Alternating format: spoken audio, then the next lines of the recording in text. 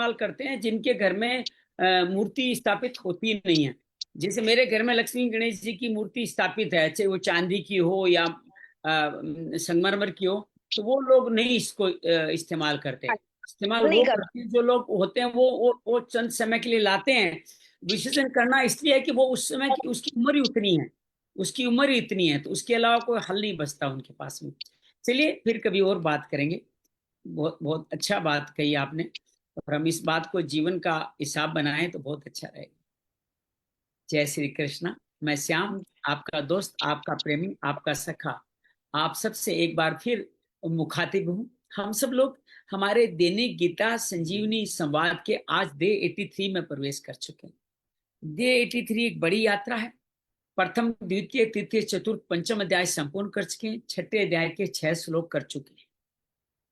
आइए आज के श्लोकों में आगे बढ़े, उससे पहले मंगलाचरण करते हैं। आंखें बंद कर सकते हैं।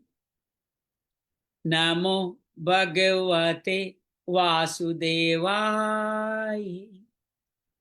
नमो भगवते वासुदेवाय।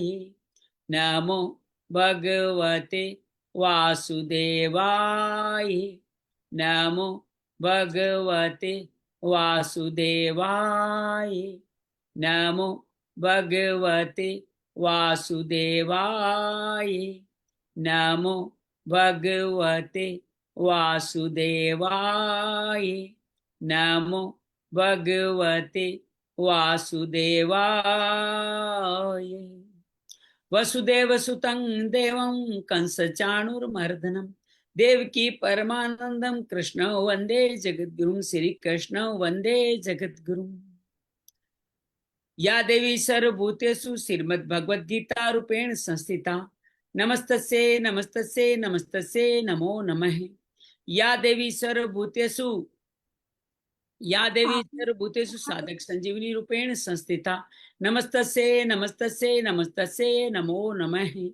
गुरुर्ब्रह्मा गुरुर्विष्णु गुरुर्देवो महेश्वरा गुरु साक्षात् परम ब्रह्म तस्मै श्री गुरुवे नमः। गजाननं भूतगणाधिसेवितं कपितजम्बूफलचारुभक्षणं उमासुतं शोकविनाशकारकं नमामि विघ्नेश्वराय पादपङ्कजम्। त्वमेव माता च पिता त्वमेव त्वमेव बन्धु च सखा त्वमेव त्वमेव विद्या द्रविणं त्वमेव त्वमेव सर्वं मम देव देव त्वमेव सर्वं मम देव देव। शांति शांति शांति। आज हम लोग हमारे छठे अध्याय के श्लोक में आगे बढ़े। आज हमारे साथ निशु भी जुड़ी है। आपका अभिनंदन है, स्वागत है। तो हम सब लोग अपने आज छठे अध्याय के क्रम में प्रवेश करें, उससे पहले पहले पांचों अध्यायों की स्मृति को थोड़ा याद करते हैं। प्रथम अध्याय अर्जुन विषाद योग। अर्जुन कौटुंबिक मोह के कारण युद्ध न करने का निर्णय लेता है, अर्थात अपना सत्य धर्म कर्तव्य कर्म छोड़ देता है और विषाद में आ जाता है। दूसरे अध्याय सांख्य योग में भगवान पहले 10 श्लोकों में अर्जुन विषाद योग का ही एक्सटेंशन करता है, जैसे बार बार अपनी ही बात कहते रहते हैं। लेकिन अर्जुन एक काम अच्छा करता है, भगवान को गुरु रूप में स्वीकार करके कहता है मैं आपके शरण में, मेरे लिए उचित हो जो मार्ग कहे। भगवान शरण में आए उचित मार्ग बताते हैं सांख्य योग और कर्म योग के द्वारा। सांख्य योग ज्ञान योग, ये शरीर परिवर्तनशील है, शरीर ही नित्य है, अजन्मा है, इसको काटा नहीं जा सकता, मारा नहीं जा सकता। लेकिन शरीर रूप बदलता है, बचपन, जवानी, बुढ़ापा, देहांत, प्राप्ति, इस तरह से शरीर का जो भेद समझ लेता है वो व्यक्ति मुक्त हो जाता है। विवेक से, विचार से जाना जा सकता है। तो भगवान कहते हैं कि तुम अपने कर्तव्य कर्म का पालन करो, क्षत्रिय धर्म का पालन करो। पालन करोगे तो पापों से मुक्त हो जाओगे, और पालन नहीं करोगे तो अकीर्ति को प्राप्त होगे। अकीर्ति तुम्हारे को निंदा देगी, तुम्हें दुख देने वाले, मृत्यु समान दुख देने वाले। भगवान कहते हैं तुम युद्ध करके जीत जाओगे तो तुम स्वर्ग को प्राप्त, जीत जाओगे तो महामय बन जाओगे, हार गए तो स्वर्ग को प्राप्त हो। तुम सब समता में रह करके हार जीत को ध्यान में न रखते, बस युद्ध करो। सांख्य योग पूरा होता है। कर्म योग में भगवान ये कहते हैं, कर्म योग में निष्काम कर्म में किए हुए फल का नाश नहीं होता, उल्टा फल नहीं होता, और जन्म मृत्यु के भय से मुक्ति मिलती है, और ये एक तत्व वाली ईश्वर वाली बुद्धि में लगा देता है। जो ऐसा नहीं करते वो बहुत शाखाएं, विषयों जितनी विषय उतनी शाखाओं में संसार में भोगों में विचरण करते हैं, उनकी बुद्धि अपहृत कर ली जाती है और वो कभी भी समाधि अचल स्थिति को नहीं पाते। भगवान ये कहते हैं कर्म करने पर अधिकार है, फल पे तुम्हारा अधिकार नहीं है। न कर्म का हेतु बनना है, नहीं अकर्म करने में, कर्म न करने में तुम्हारी रुचि भी हो। भगवान इस तरह से बार बार ये कहते हैं कि तुम योग में स्थित होकर के समता वाली बुद्धि से कर्म करो।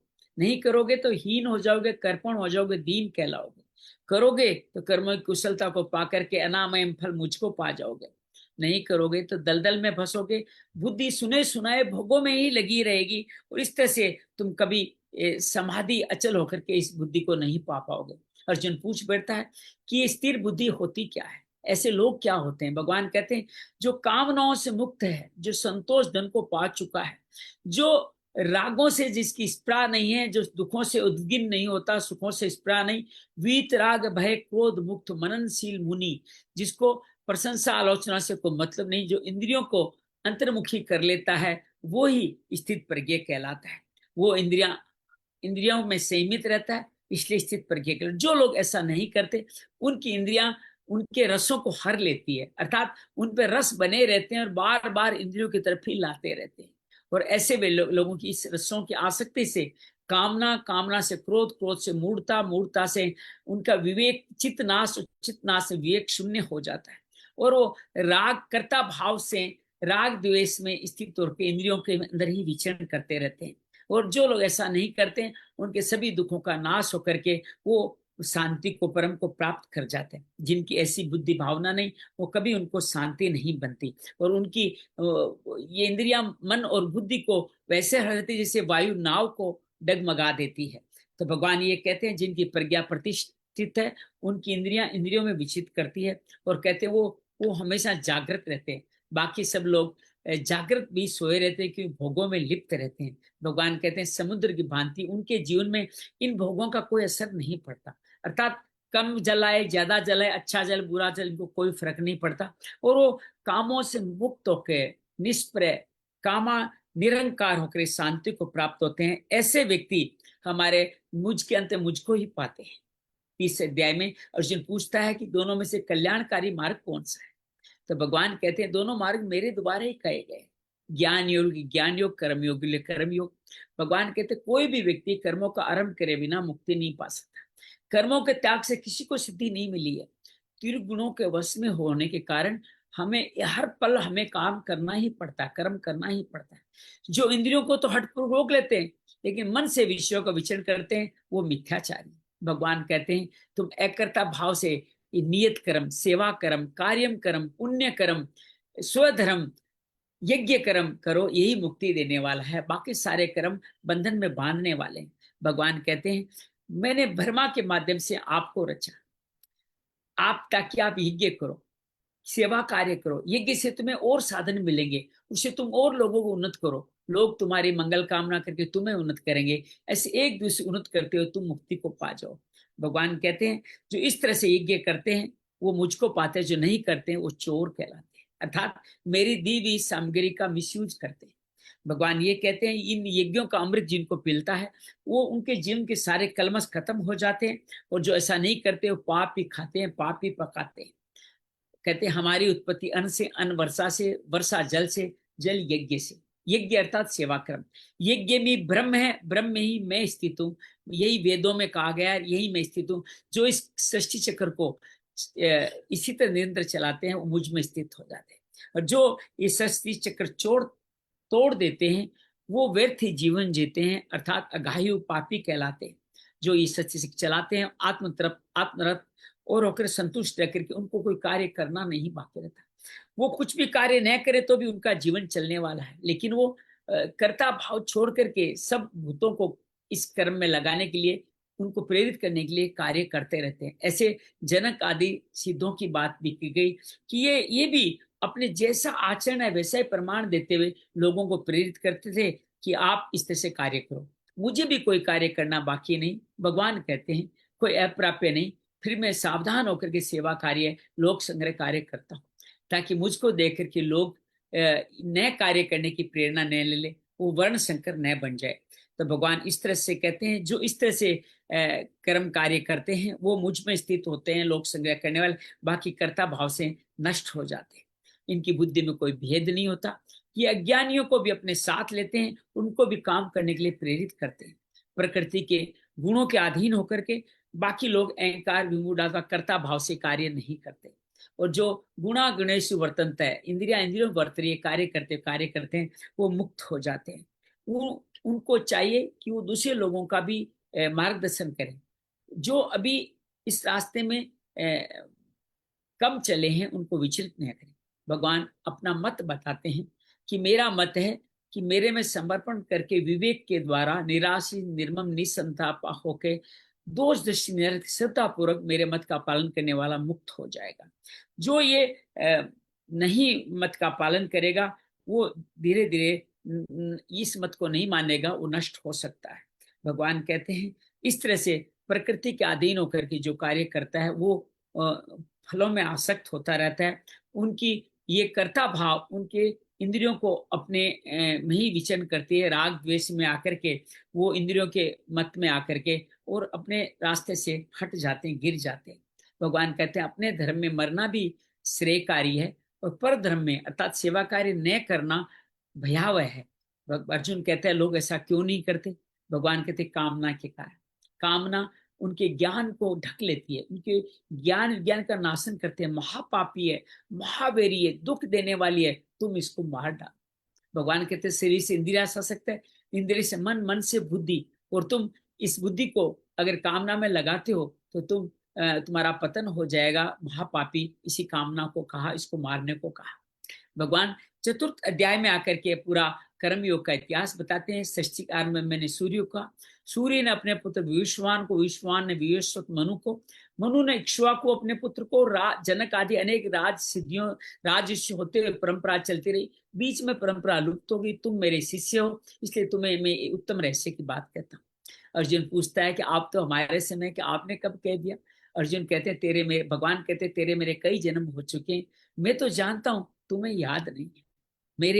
मैं अवयव अविनाशी अपनी योग माया प्रकृति के माध्यम से अपने को धर्म की रक्षा करने के लिए, अधर्म का नाश करने के लिए, पापियों का विनाश करने के लिए, भक्तों की रक्षा करने के लिए प्रकट करता हूँ। जो मेरे जन्म कर्म को दिव्य मानते हैं वो पापों से मुक्त हो जाते हैं। भगवान कहते हैं वो वीतराग भय क्रोध होकर मुझ में ही आश्रित होते हैं, उनको कोई कार्य करना बाकी नहीं रहता, वो मुझ में ही अर्पित रहते हैं। लेकिन बाकी सब लोग कलयुग में सिद्धि के लिए देवताओं का पूजन करते हैं, सिद्धियां पाते भी हैं, वो जन्म मरण के सिलसिलों में आगे बढ़ते रहते हैं। ये चातुर्वर्ण मैंने शूद्र क्षत्रिय ब्राह्मण वैश्य मैंने रचे हैं, लेकिन मैं इसमें लिप्त नहीं होता, कर्म मन में बंधन में नहीं बंधता। ऐसा मुमुक्षुओं ने जाना है, तुम्हारे पूर्वजों ने भी जाना, तुम भी जान जाओ और उठ करके युद्ध करो। भगवान कहते कर्म क्या है, अकर्म क्या है, विक्रम क्या है। इसमें बहुत सारे विद्वान मोहित होते हैं, जो जान लेते हैं मोक्ष से प्राप्त कर जाते हैं।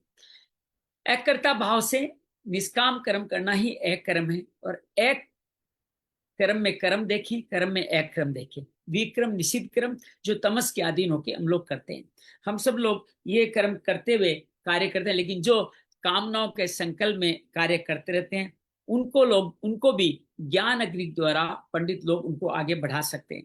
भगवान कहते हैं जो इन कर्म फलों के संग रह के नित्य तृप्त इस कर्म फलों को त्याग कर देते हैं, नित्य तृप्त निराश रह करके उनको कुछ कार्य करना बाकी नहीं रहता। निराशी चित्तात्मा सब कुछ त्यागी संतुष्ट द्वंद्वातीत विमत्सर समभाव से वो मुझ में स्थित रहते हैं और अपने सारे कर्मों को नष्ट भस्म कर लेते हैं। किसके द्वारा? यज्ञ के द्वारा।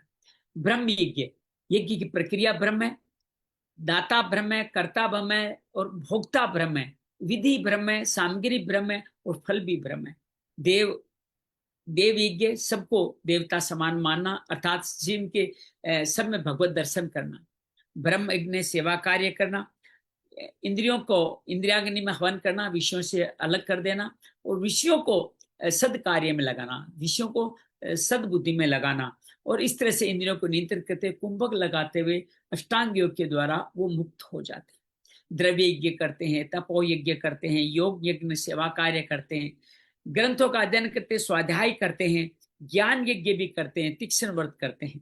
प्राण में अपान का हवन, अपान में प्राण का हवन और प्राण अपान की गति को रोककर कुंभक में रहना और स्तंभवर्ती बिना प्राण के रहना, बाह्य कुंभक लगा करके वो नियत आहार करते मुझ में स्थित रहते हैं। इस तरह से यज्ञ करते हुए वो मुझ भ्रम सनातन को पा जाते हैं, उनके लिए कोई कार्य करना बाकी नहीं रहता। भगवान कहते हैं ये सारे यज्ञ मेरे द्वारा कहे गए, वेदों में भी कहे हुए हैं, कुछ सकाम भी है, उनके द्वारा हम जन्म कर्म के सिलसिलों में फंसते रहते हैं। इन सभी 12 यज्ञों से ज्ञान यज्ञ श्रेष्ठ है। ज्ञान यज्ञ कहाँ मिलेगा? अर्जुन कहता है मुझे युद्ध नहीं करना, तो उसको दूसरा रास्ता भी बताते हैं, किसी तत्वदर्शी ज्ञानी को ढूंढ, उसकी शरण में जा, पाते दंडवत होकर के सेवा करते हुए प्रार्थना पूर्वक तुम अपने संशय उनके सामने रख, वो तुम्हें मुक्त कर देंगे, तुम सभी मोह से मुक्त होकर के अपने सभी कर्म फलों को भी भस्म कर दोगे। भगवान इस तरह से कहते हैं कि ज्ञान योगी इस तरह से मुक्ति पाते हैं, लेकिन निष्काम कर्म योगी का मार्ग ज्यादा सहज है, वो भी इसी गति को पाते हैं। कैसे पाएंगे? श्रद्धा से। श्रद्धावान लभते ज्ञानम। भगवान यहाँ कहते हैं कि वो संयतेंद्रिय होकर तत्पर तत्व प्रायण होकर के वो इस शांति को प्राप्त होते हैं। और भगवान कहते हैं जिनकी अश्रद्धा हो, विवेक नहीं हो, असंशय हो, वो न इस जन्म में न अगले जन्म में ही किसी लोक में सुख पाते हैं। तो तुम अपने जो अज्ञान को ज्ञान रूपी तलवार से काट करके उठो और खड़ो, तुम युद्ध करो, ऐसा भगवान चतुर्थ अध्याय में कहते हैं। पंचम अध्याय में भगवान अर्जुन फिर पूछता है कर्मों का त्याग करूं या कर्म करूं? तो भगवान कहते हैं संन्यास और कर्म दोनों ही श्रेय करने वाले, दोनों विधियां श्रेय करने वाली है, लेकिन पहली बार कहते हैं कि ज्ञान योग से कर्म योग ज्यादा श्रेष्ठ है। भगवान कहते हैं नित्य सन्यासी है कर्मयोगी, उनको कभी द्वेष नहीं होता, कोई आकांक्षा नहीं होती, वो निर्द्वंद होकर के सभी बंधों से मुक्त होकर अक्षर सुख को पा जाते हैं। सांख्य योगी भी इसी, सांख्य योगी और कर्मयोगी एक ही परम फल को पाते हैं। जो ऐसा मानता है वो ही ठीक जानता है। तो जो संन्यास, लेकिन संन्यास मार्ग से, ज्ञान मार्ग से कई बार दुखों का कारण बनते हैं, लेकिन जो योग युक्त अर्थात सेवा कार्य करते मुनि कहा गया निष्काम कर्म, वो अक्षर शांति को पा जाते हैं।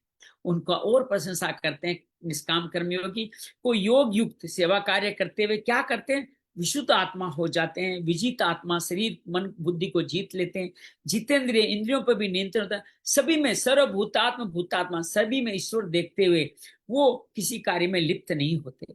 ज्ञान योगियों की भी तारीफ करते हैं कि पंचेंद्रियों, पंच ज्ञानेन्द्रियों, पंच कर्मेंद्रियों, सोते हुए, उड़ते हुए, श्वास लेते हुए, आंखें बंद करते हुए विभोग इंद्रियों में बरत रही है, ऐसा मानते हुए वो विवेक से मुक्त होते रहते हैं।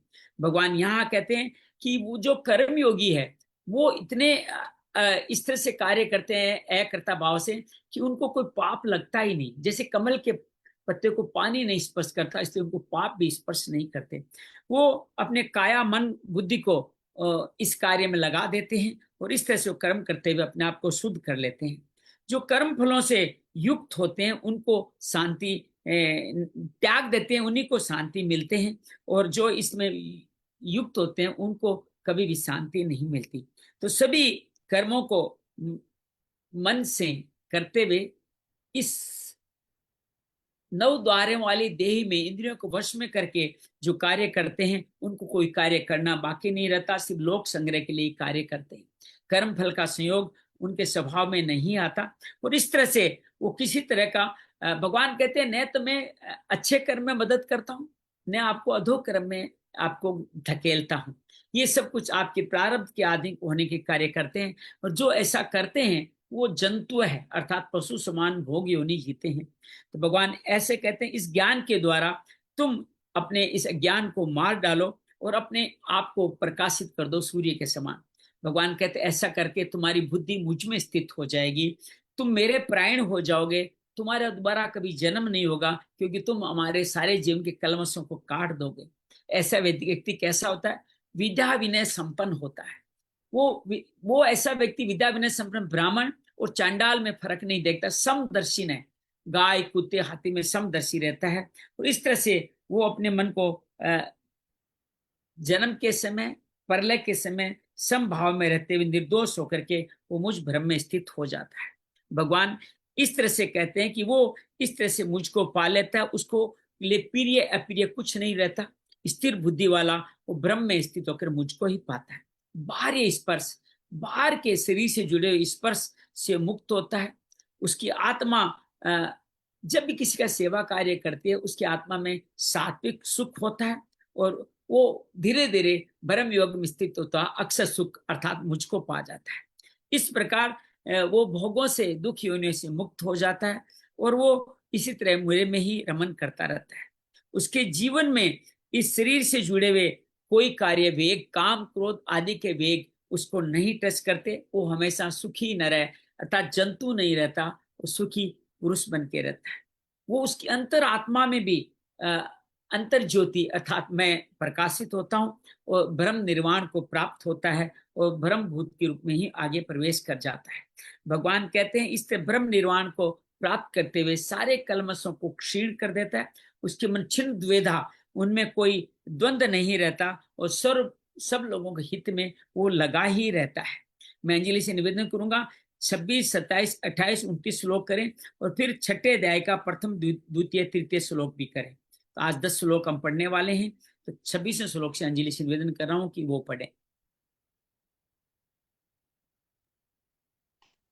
हरिओम।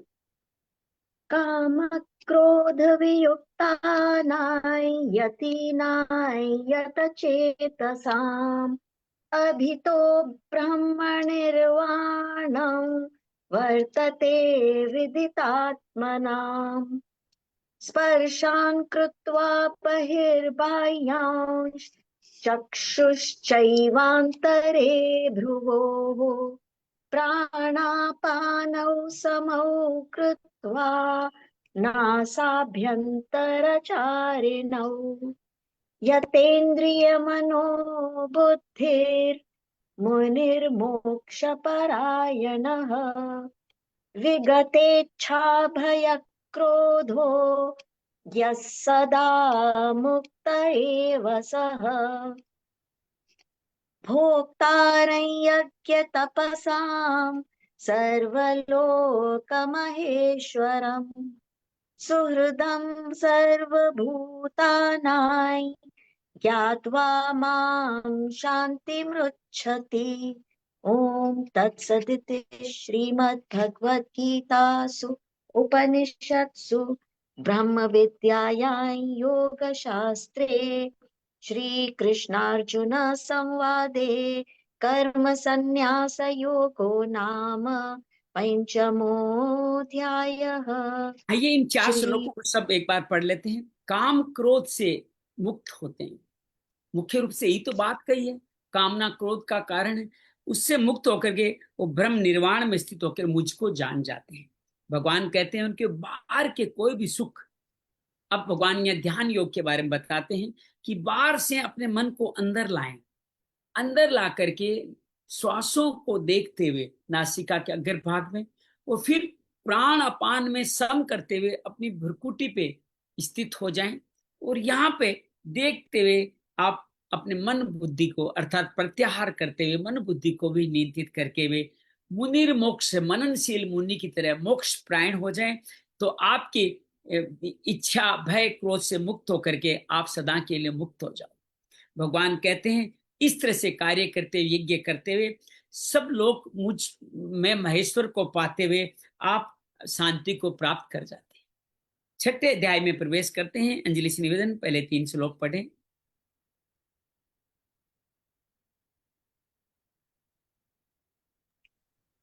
ओम श्री परमात्मने नमः। श्रीमद् भगवद गीता अथ षष्ठोऽध्यायः। श्री भगवानुवाच अनाश्रित कर्म फलं कार्यं कर्म करोति यः स सन्न्यासी च योगी च न निरग्निर्न चाक्रियः यं सन्न्यासमिति प्राहुर् योगन्तं विद्धि पाण्डव न ह्यसन्न्यस्तसङ्कल्पो योगी भवति कश्चन आरुरुक्षोर्मुनेर्योगं कर्म कारणमुच्यते बहुत सुंदर, योग एक बार इतना ही पढ़ें। हाँ, कर लीजिए, कर लीजिए, कर लीजिए। शमः कारणमुच्यते। जय श्री भगवान कृष्ण। कहते हैं कर्म फल का, कर्म फल में अनाश्रित, आश्रय नहीं लेकर के जो कर्तव्य कर्म करता है वो सदा सन्यासी योगी है। केवल अग्नि का त्याग करने वाला या कर्म ने क्रियाओं का त्याग करने वाला योगी नहीं होता। भगवान इसमें आत्म संयमी योग के अंदर भगवान बार बार योगी की बात करते हैं। भगवान दूसरे श्लोक में भी यही बात करते हैं, हे अर्जुन, जिसको सन्यास कहते हैं उसको तुम योग समझो। संकल्पों का त्याग के बिना कोई भी योगी नहीं होता। संकल्प का अर्थात कामनाओं को, आसक्ति का त्याग करे बिना कोई योगी नहीं होता। जो योग में आरूढ़ होना चाहता है, आप अगर योगी बनना चाहते हो, आपके लिए मार्ग बताया है। ऐसे मननशील जो आरूढ़ होना चाहता है तो मननशील भी होगा। आप कर्तव्य कर्म करें, सेवा कार्य करें, और इस योग मनुष्य तुरंत शांति को प्राप्त हो जाता है। उसका शांति आसानी से मिल जाती है, ऐसा भगवान कहते हैं। सरला, आपसे निवेदन करूं, चौथा पांचवा श्लोक आप पढ़ें। यदा हि निश्चयार्थेषु न कर्मस्वनुषज्यते सर्वसङ्कल्पसन्न्यासी योगारूढस्तदोच्यते तदोच्यते उद्धरेदात्मनात्मानं नात्मानमवसाद्यते आत्मैव ह्यात्मनो बन्धु आत्मैव रिपुरात्मनः बहुत बढ़िया, बहुत बढ़िया। बस इतना ही पढ़े, बन्धुरात्मानः। एक बार इतना ही पढ़े, 5 तक पढ़े। निशु, आपके पास में गीता है क्या? आप पढ़ सकते हैं क्या? आप गीता पढ़ते हैं तो आप अनम्यूट करके छठा श्लोक पढ़े, छठे अध्याय का छठा श्लोक पढ़े। हाँ जी, हाँ जी। पढ़िए प्लीज, पढ़िए, बहुत अच्छा लगेगा। बन्धुरात्मात्मनस्तस्य येनात्मैवात्मना जितः अनात्मनस्तु शत्रुत्वे वर्तेतात्मैव शत्रुवत्। वाह वाह, क्या सुंदर पढ़ा है, क्या सुंदर पढ़ा है, बहुत आनंद आया। तब चौथे पांचवें छठे अध्याय का भावार्थ समझ लें ताकि आज के विषय में प्रवेश कर जाएं। भगवान जिस समय इंद्रियों के भोगों में और नए कर्मों में आसक्त होता है, कर्म मतलब कर्ता भाव, आसक्त, उस समय वह संपूर्ण संकल्प का त्यागी व्यक्ति योगारूढ़ अर्थात योगी कहा जाता है। योग पे स्थापित हो जाते हैं। दो ही भाग बताएं, इंद्रियां अर्थात प्रत्याहार हो आपके, कर्मों में आपकी आसक्ति नहीं हो, तो वो उसको व्यक्ति कार्य बढ़ जाता है। भगवान अगले श्लोक में इसको और स्पष्ट करते हुए आगे 5वें श्लोक में बताते हैं कि भगवान किस तरह से कार्य करता है। वो कहते हैं कि अपने द्वारा अपना उद्धार करें, अर्थात कोई दूसरा व्यक्ति आपका उद्धार करने नहीं आने वाला। भगवान कहते हैं मैं भी मदद नहीं करने वाला, तुम अपना उद्धार करें, अपना पतन नहीं करें। अर्थात आप कर्ता भाव से कर्म करोगे, भोगों की तरफ जाओगे, आसक्त होगे, मूड होगे, तो आपका पतन हो जाएगा। और आप ही आपके मित्र हैं और आप ही आप अपने शत्रु हैं। अर्थात आपने भोगों में लीन किया तो आप अपने शत्रु हो गए। शत्रु को क्या, शत्रु क्या करता है? आपका नुकसान करता है। तो आप जन्म मरण के सिलसिले में बार बार पढ़ते रह जाएंगे और आप अपनी आत्मा को मित्र बना लेंगे, सेवा कार्य में लगाएंगे, जीवन को कर्ता भाव छोड़ देंगे, इंद्रियों पर नियंत्रण रखेंगे, तो आप जन्म मरण के फल से मुक्त हो जाएंगे। तब भगवान इस तरह से लक्षण बताते हैं कैसे व्यक्ति ये कार्य करते हैं, उनके बारे में बात करते हैं। और छठे श्लोक में भगवान यही बात दोबारा कहते हैं कि जिसने अपने आप को जीत लिया, अपने आप को जीतना क्या है? कर्ता भाव छोड़ना। कहते हैं हम जिसको भी जीतते हैं उससे पहले पराजित होना पड़ता है, बाकी दूसरे को, लेकिन अपने आप को जीता जा सकता है। इसमें कोई आपको कहीं पराजित नहीं होना पड़ता।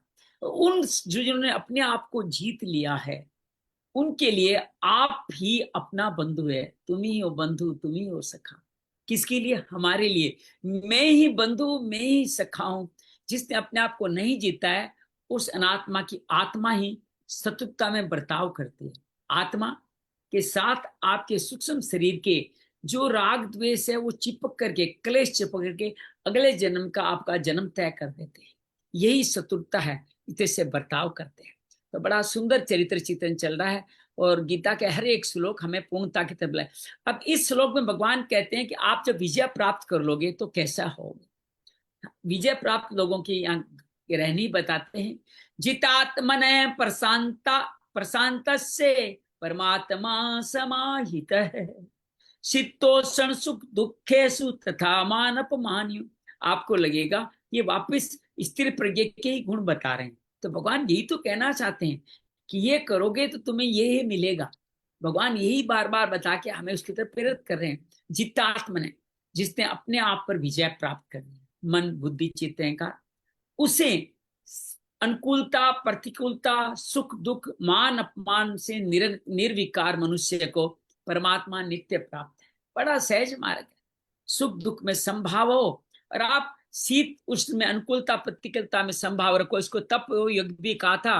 अगर ये करते हो तो तुम हमेशा मुक्त हो, तुम मुझको हमेशा प्राप्त हो। इसका और व्याख्या करें, अनात्मन शब्द के, और यहाँ पे जितात्मन शब्द आया, इसका तात्पर्य जो अनात्मा होता है उस शारीरिक पदार्थ में और मेरापन के शत्रुता का बर्ताव करता है। और जितात्मा जो होता है शरीर अपना शरीर आदि संसार से अपना संबंध नहीं मानकर उनके साथ मित्रता का बर्ताव करता है। अनात्मा पतन करता है, जितात्मा अपना उद्धार करता है। तो जितात्मा ने जो शरीर या मन बुद्धि को किसी भी प्राकृतिक पदार्थ की अपने लिए सहायता नहीं मानता, किंचित मात्र अपने साथ संबंध नहीं जोड़ता, उसका नाम जितात्मा है। जितात्मा मनुष्य अपना तो हित करता ही है, दुनिया का भी बड़ा भारी हित करता है। शीतोष्ण सुख दुखेषु प्रशांत, शीत और उष्ण इन दोनों पदों पर गहरा विचारते हैं। सर्दी गर्मी की बात नहीं हो रही है। सर्दी गर्मी तो कहाँ कुरुक्षेत्र में सर्दी गर्मी थी, सब शीतोष्ण जगह थी। ये त्वगेंद्रिय के विषय है। अगर जितात्मा पुरुष केवल त्वगेंद्रिय के विषयों में शांत रहेगा, अर्थात श्रवण नेत्र रसना घ्राण इंद्रियों के विषय बाकी रह जाएंगे, अर्थात में उनका प्रशांत रहना बाकी रह जाएगा, तो पूर्णता नहीं आएगी। तो शीत उष्ण अनुकूलता प्रतिकूलता के वाचक है। शीत अनुकूलता प्राप्त अंदर एक शीतलता प्राप्त होती है, उष्ण प्रतिकूलता भीतर में संताप मालूम होता है। भीतर में न तो शीतलता हो न संताप हो, एक समान शांति बनी रहे, प्रशांत से। तो इस तरह से उसकी बाहर कुछ भी घटे, अंदर से पार्टी शांत है, उसमें किसी तरह की शांति भंग नहीं हो। भीतर जो स्वतः सिद्ध शांति है वह अनुकूलता में राजी होने से, प्रतिकूलता में नाराज होने से भंग हो जाती है। हमें को अच्छा लगा राग कर लिया, नहीं मिला द्वेष के लिए, शांति भंग हो जाएगी। तो प्रशांत रहने का क्या अर्थ है? बाहर से होने संयोग वियोग का अंदर असर नहीं पड़े। तो सुख और दुख पक्ष से क्या अर्थ ले? सुख और दुख दो दो तरह के हो सकते हैं। साधारण लौकिक दृष्टि से देखें, जिनके पास धन संपत्ति वैभव स्त्री पुरुष अनुकूल सामग्री बहुलता, उसको लोग सुखी कहते हैं। जिसके पास धन संपत्ति वैभव का अनुकूल अभाव हो उसे लोग दुखी कहते हैं। यही तो सुखी दुखी की हम सामान्य परिभाषा है। लेकिन भगवान कहते हैं जिसके पास ही बाहर की सुखदायक सामग्री नहीं है, वो भोजन कहाँ करेगा इसका पता नहीं है, पहनने के लिए कपड़े नहीं है, रहने के लिए स्थान नहीं है, सेवा करने वाले नहीं है, ऐसी अवस्था होने पर भी जिसके मन में दुख नहीं होता, किसी की आवश्यकता अनुभव नहीं करता, वही सुखी है। जिसका आज बाहर की सुखदायक सामग्री पूरी है, भोजन की, आजकल सभी लोगों का हमारा यही हाल है।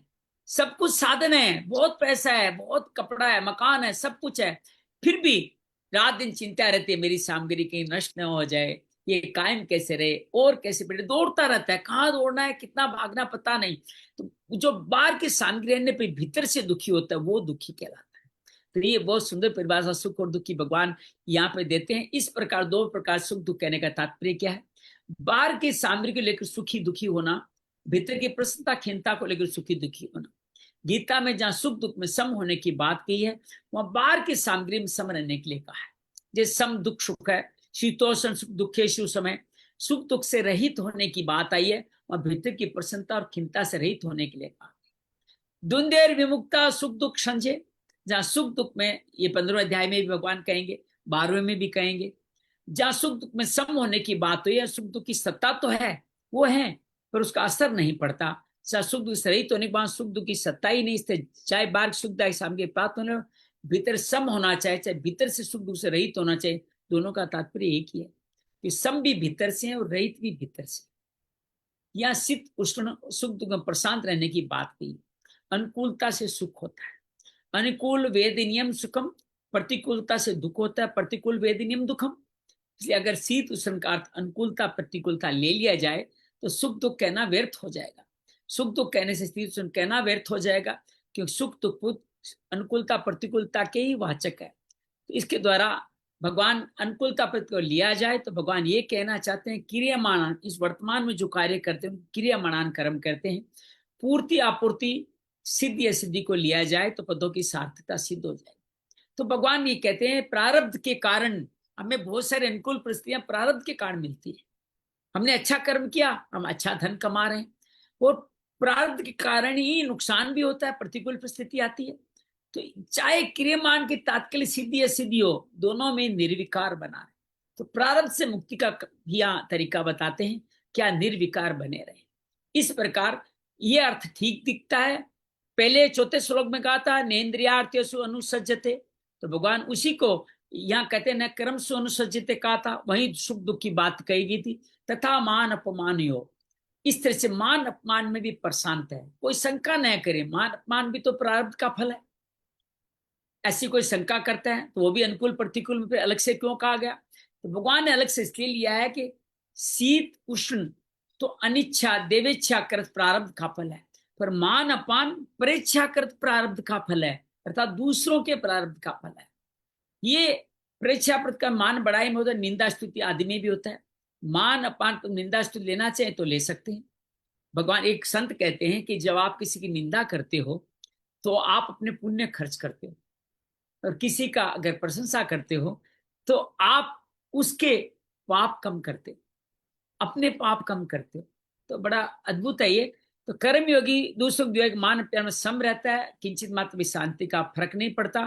तो यहाँ भगवान शांत मान पर प्रशांत रहने का उपाय है। साधक का कोई मान आदर करे तो साधक ये न माने। एक जैसे आपने किसी टूथपेस्ट को यूज किया, अरे ये पेस्ट बहुत अच्छा है, मंजन बहुत अच्छा है, ये टीवी बहुत अच्छा है, मोबाइल बहुत अच्छा है, तो तारीफ कहाँ जाती है? उसके निर्माता को जाती है। और हम सब की कोई तारीफ करता है, तारीफ कहाँ जाएगी? भगवान के पास जाएगी, वही तो हमारा निर्माता है। या थोड़े संसारिक रूप से माता पिता की तारीफ हो रही है, हमारी थोड़ी तारीफ हो रही है, उन्होंने हमें ऐसा बनाया। तो ये जब आप मान लेते हैं, ये मेरे कर्मों का, मेरे गुणों का, मेरे अच्छे फल, ये ना माने, ये माने कि ये मान आदर करने की सज्जनता है, ये उसकी कृपा है कि वो हमारा आदर कर रहा है, मेरे में ऐसा कोई गुण नहीं है, अपना गुण न माने। इस तरह अपान कर दे तो मान ले मेरे कर्मों का फल है। अपान करने वाला का कोई दोष नहीं है, उसमें कोई गिल्ट न लाए। तो ये बहुत सुंदर तरीके से, बल्कि वो अपमान जो कर रहा है वो तो दया का पात्र है। वो इस तरह से अपने पुण्य खर्च कर रहा है, हमें सजग कर रहा है, हमारा भला कर रहा है। ये मान मानने से शांत निर्विकार हो जाएगा। और मान अपमान से दूसरों को दोष मानोगे तो कभी मान अपमान में शांत नहीं रह पाओगे। परमात्मा समाहित है। शीत उष्ण दुख मान अपमान छो में, शीत उष्ण सुख दुख मान अपमान 6 गुण बताएं। प्रशांत रहने से सिद्ध हो जाता है कि आपको परमात्मा प्राप्त है। बड़ा सहज है परमात्मा को पाना। आप ये संभाव करके दिखाइए, सुख दुख में, मान अपमान में, और अनुकूल प्रतिकूल परिस्थिति में आप सम रह जाइए, आप परमात्मा को प्राप्त है। भीतर से विलक्षण आनंद मिलता है, उससे बाहर की अनुकूलता रसीदस्ती मान अपमान प्रसन्नता नहीं रह सकता। तो भीतर से आनंद मिले बिना नहीं रह सकते, वो आनंद मिलेगा ईश्वर के कारण, तभी हम लोग सत्र। भगवान इसे बार बार गीता में क्या है, जो जिन पुरुषों का मन सम्य अवस्था में स्थित है, जीवित अवस्था में संसार को जीत लिया है। लाभ की प्राप्त, लाभ का मान बड़े बड़े भारी दुख से विचलित नहीं हो सकता। ये भगवान के, जिसकी आत्मा मित्र की तरह है, उसका शरीर में मैंपन और मेरापन नहीं है। वह अनुकूलता प्रतिकूलता सुख दुख मान प्राण प्राप्त होने पर ही सम निर्विकार होता है। ऐसा व्यक्ति ही कर्मयोगी है, उसको परमात्मा का अनुभव हो चुका है, ऐसा मानना चाहिए। ये योगियों के भी गुण है, योगी योगारूढ़ होने के गुण भी है। अनुकूलता प्रतिकूलता सुख दुख मान पान तो आते जाते, परमात्मा तत्व है, ज्यों का त्यों रहता है। अगला श्लोक कहते हैं, ज्ञान विज्ञान तृप्तात्मा कूटस्थो विजितेंद्रिय है, युक्त उच्चते योगी समलोष्टास्म कांचन है। तो जिनका अंतःकरण ज्ञान विज्ञान से तृप्त है, ज्ञान विज्ञान के एक बार फिर समझिए, ज्ञान मतलब विवेक, विज्ञान मतलब ईश्वर को पाने का यत्न करना, उस विवेक के द्वारा ईश्वर को पाना ही विज्ञान है। जो तृप्त है, जो कूटस्थ, जो कूट की तरह निर्विकार है, जैसे किसी को कूट दो तो उसमें कोई विकार नहीं रहता है, तो उस तरह वो जितेंद्रिय है। वो कैसा होता है? उसके लिए मिट्टी का ढेला हो, पत्थर हो, शरण हो, सोना हो, सब में सम बुद्धि वाला है। एक कहानी आपको याद हो तो बड़ी सुंदर आपको मैं स्मरण करा दूं कि एक पति पत्नी मुक्त थे, किसी ऐसे ही थे जिससे बताया शीतोष्ण सुख दुख सुमान अपमान में रखते। अब वो दोनों एक बार एक शहर की तरफ भ्रमण कर रहे हैं, तो अचानक पति को एक सोने का ढेला दिखाई देता है और पति सोचता है कि मैं तो मुक्त हूं, मेरी पत्नी कहीं इसमें न लीन हो जाए, इसलिए उसको ढक देता है, उस सोने को ढक देता है। पत्नी मुस्कुराती भी आती है, क्या मिट्टी को मिट्टी से ढक रहे हो। समझ में आई अंजलि कि क्या मिट्टी को मिट्टी से ढक रहे हो, अर्थात दोनों ही मुक्त थे, दोनों ही प्रशांत आत्मा थे, जीता जीता मन के साथ है। तो छोटी सी कहानी अपने जीवन को बताती है। जो समबुद्धि वाला है वो योगी युक्त योगारूढ़ कहा जाता है। ज्ञान विज्ञान तृप्त आत्मा, ये कर्म योग का प्रकरण है। भगवान कर्म करने की जानकारी का नाम ज्ञान है और सम रहने का नाम विज्ञान है। स्थूल शरीर से होने वाली क्रिया, सूक्ष्म शरीर से होने वाला चिंतन, कारण शरीर से होने वाली समाधि, तीनों वो याद रखिएगा। स्थिर शरीर से हम क्या करते हैं? क्रिया करते हैं। सूक्ष्म शरीर से मनन करते हैं और कारण शरीर से हम समाधि करते हैं। इन तीनों का अपने लिए करना ज्ञान नहीं है। ये तीनों अपने लिए करो तो ज्ञान कहाँ हुआ? क्रिया, चिंतन, समाधि आदि मात्र कर्मों का आरंभ और समाप्ति है। कर्मों से मिलने वाला फल का आदि और अंत होता है। पर परमात्मा का अंश होने से आप नित्य रहते हो। अंत्य कर्म फल से नित्य रहने वाले क्या तृप्ति मिलेगी? जड़ के द्वारा चेतन को कभी तृप्ति मिल नहीं सकती। कर्मों के द्वारा मेरे कुछ भी नहीं मिल सकता। ये कर्मों को करने का ज्ञान नहीं है। ये कर्मों को करने का ज्ञान है, मेरे कुछ भी नहीं मिल सकता, यही कर्म करने का ज्ञान है। ऐसा ज्ञान होने पर कर्मों की पूर्ति आपूर्ति में, पदार्थों की प्राप्ति अप्राप्ति में संभाव रहेगा। ये विज्ञान है, समबुद्धि ही विज्ञान है। इस ज्ञान और विज्ञान से तृप्त हो जाए, उसको कुछ करना पाना कुछ भी नहीं था। कूटस्थ है। कूट एक लोह पिंड होता है जिस पर लोहा, सोना, चांदी अनेक गढ़े जाते हैं। उससे मार मार के उसको सोने को, चांदी को स्वरूप दिए जाते हैं, पर वह हमेशा एक रूप रहता है। दूसरों के रूप बदलता रहता है लेकिन अपना रूप एक ही रहता है। ऐसे सिद्ध महापुरुष और अनेक परिस्थितियां होती है, लेकिन कूट की तरह अहरन भी बोलते हैं। कूटवत तिष्ठति कूटस्थ है, ज्यों का त्यों निर्विकार रहता है, विजितेंद्रिय। फिर आ गया जितेंद्रिय का। कर्मयोगी साधक को इंद्रियों पर ध्यान देना पड़ता है। कर्म करने प्रवृत्ति के कारण कहीं राग देश होने की संभावना, इसलिए गीता में कहा है सर्व कर्म फल त्यागम ततः कुरु यतात्मवान। कर्म फल के त्याग में जितेंद्रियता मुख्य है। साधन अवस्था में इंद्रियों विशेष ख्याल रखने वाला साधक सिद्ध अवस्था में स्वयं विजितेंद्रिय होता है। सम लोष्टास्म कांचन, लोष्ट नाम मिट्टी का ढेले का है, अस्म नाम पत्थर का है और कांचन नाम स्वर्ण का है। इन सब में सिद्ध कर्मयोगी सम रहता है। सम रहने का अर्थ यह नहीं कि मिट्टी की ढेले पत्थर स्वर्ण का ज्ञान नहीं होता, उसको ढेला है पत्थर स्वर्ण ज्ञान अच्छी तरह से होता है। जब ज्ञान नहीं है तो सम रहना आसान है ना। एक पागल तो सम रह जाएगा, लेकिन आपको ज्ञान रहते हुए आप सम रह पाओ, यही महत्वपूर्ण है। स्वर्ण को तिजोरी में सुरक्षित करता है, ढेले पत्थर को बाहर पड़े रहने देता है। स्वर्ण चला जाए, धन चला जाए तो असर नहीं पड़ता, स्वर्ण मिल जाए तो असर नहीं पड़ता। आने जाने, बनने बिगड़ने से हर शोक में सम रहता है। पत्थर है वैसा ही सोना है, जैसे सोना है वैसा ही ढेला है, जैसे ढेला है वैसे ही सोना है।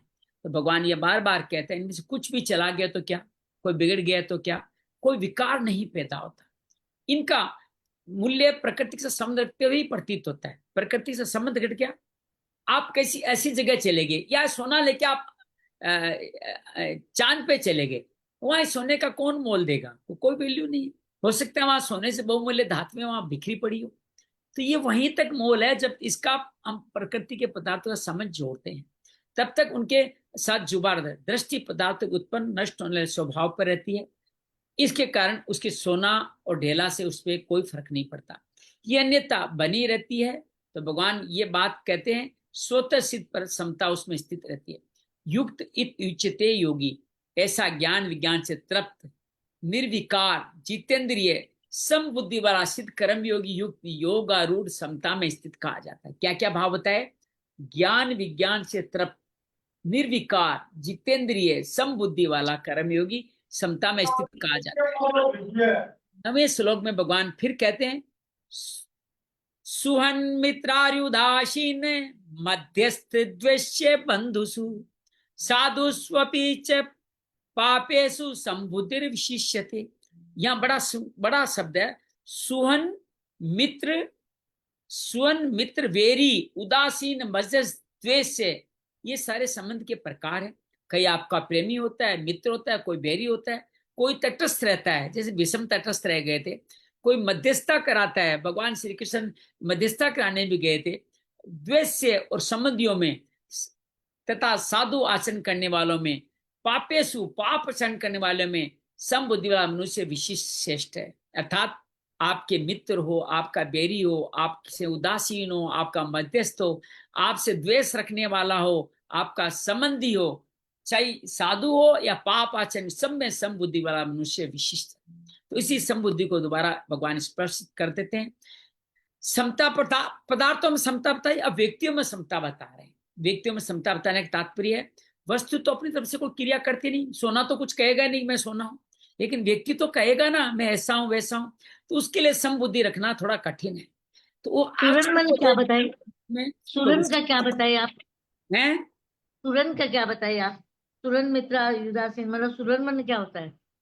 जी जी जी जी जी, देखिए यहाँ स्वर्ण बोलते हैं सुहृद मित्र को, ये स्वर्ण नहीं है, सुहृद। सुहृद और मित्र दो का साथ मिला हुआ है, अपना प्रेमी, अपना मित्र, उसके बारे में यह बात कहती है। उनमें कोई विषमता पक्षपात, ऐसा समबुद्धि वाला प्रेम श्रेष्ठ है। जो माता की तरह हो, प्रममता रहित होकर बिना किसी कारण सबका हित चाहने व हित करने का स्वभाव वाला होता है। माँ क्या करती है, वो ममता रहित होकर सबका हित चाहने और हित करने का स्वभाव करती है, उसी को सुहृद कहते हैं। जो उपकार के बदले उपकार करने वाला तो उसको मित्र कहते हैं। दोनों बातें अलग अलग है। प्रेमी आपसे कुछ चाहता नहीं है, सुहृद प्रेमी है, लेकिन मित्र क्या है, आप इस साथ दे इस साथ ले, वो मित्र होता है। तो सुहृद का बिना कारण हित करने का स्वभाव होता है। ऐसे जिसका बिना कारण दूसरों को अहित करने का स्वभाव होता है उसको अरी कहते हैं, दुश्मन कहते हैं। जो अपने स्वार्थ से अन्य किस कारण दूसरों का अहित उपकार करता है वह द्वेष्य तथा द्वेष रखने वाला होता है, बिना किसी कारण विशेष के अहित उपकार करता है। जो आपस में वाद विवाद करते हैं उनको देखकर भी जो तटस्थ रहते हैं, किसी प्रकार की पक्षपात नहीं करता, अपने तरफ कुछ कहता नहीं, वह उदासीन कहलाता है। देखिए एक और बात बता दूं, चित्त प्रसादन में पातंजलि ने 4 भाग बताए, यहाँ उन्हीं के लगभग व्याख्या हो रही है।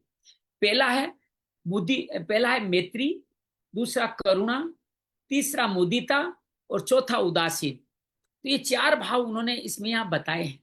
तो वही ब्रह्मा के 4 मुख भी यही बताते हैं कि ब्रह्मा एक तरफ देखते हुए जो पुण्य काम करते हैं उनको देख करके मुदित होते हैं, दूसरे जो पुण्य कार्य पाप कर्म में लगे रहते हैं उन पे भगवान करुणा करते हैं, और जो सुखी होते हैं उनके साथ प्रसन्न रहते हैं, जो दुखी होते हैं उनके साथ उदासीन रहते हैं। तो ये बड़ा मध्यस्थ का कार्य, उदासीन रहने का, तटस्थ रहने का कार्य है। जो बंधु संबंधी है, जो बंधु नहीं, इन दोनों के साथ बर्ताव करने मन में कोई विषम भाव नहीं होता।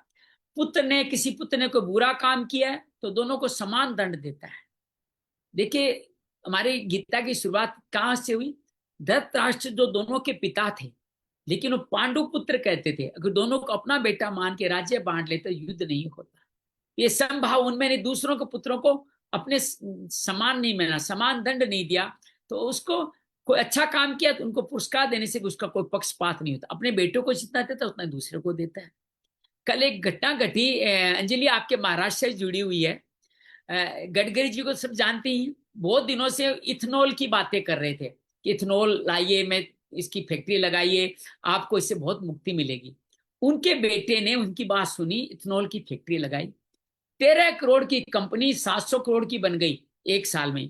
तो लोगों ने उस पर आरोप लगाया कि साहब आपका बेटा, आप उसको पहले बता देते हो इसलिए फायदा उठा लिया। कि मैं तो सबको ही कह रहा था, भगवान की तरह गडकरी जी, मैं तो सबको कह रहा था इथेनॉल लगा लो, इथेनॉल लगा लो, पेट्रोल में मिलाएंगे, पेट्रोल के भाव बिकेगा। लेकिन मेरे बेटे ने सुनी, बाकी ने सुनी नहीं, उसका दाम बढ़ गया, तो मैं क्या करूं, मैं तो सबके लिए कहा था। यही भगवान ये कहते हैं कि जो जिसका दोनों का हित हो जाए ऐसा कार्य करना चाहिए। अपने खाली बेटे को बताते तो गलत होते। एक बंधु अर्थात संबंधी है, दूसरा बंधु नहीं है, समान विषय भाव नहीं रहता तो मुक्त होता है। भगवान साधु स्वेपी च पापेषु समबुद्धि विशिष्यते, जो पाप आचरण करने वाले हो, अभी वही समबुद्धि वाली बात हो गई, अर्थात मैत्री और करुणा। तो जो अंतर होता है वो अंतर होना ही चाहिए, परंतु उनका हित करने में, दुख के समय उनकी सहायता करने में कोई विषय भाव पक्षपात नहीं होता। हम जानते हैं साधु है पापी है, लेकिन मदद करते समय हम साधु की करेंगे पापी की नहीं करेंगे तो बात नहीं बनेगी। साधु ज्यादा, उसको हमारी मदद की जरूरत है। सब में एक परमात्मा है, ऐसा सब में होता है। बुद्धि में सबकी हितैषीपन रहता है, मन से सबका हित चिंतन होता है, ममता परता छोड़ के सबके सुख का संपादन व्यवहार में होता है।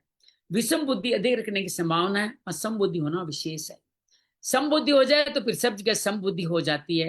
तो इस श्लोक में भाव गुण आचरण की भिन्नता 9 प्रकार के प्राणियों का नाम आया है। इन प्राणियों के भाव गुण आचरण आदि खिन्नता को लेकर उसका बर्ताव कर विषमता आ जाए तो दोषी नहीं कहलाता। बर्ताव से भान में उनके फर्क आ जाए तो वो गड़बड़ है।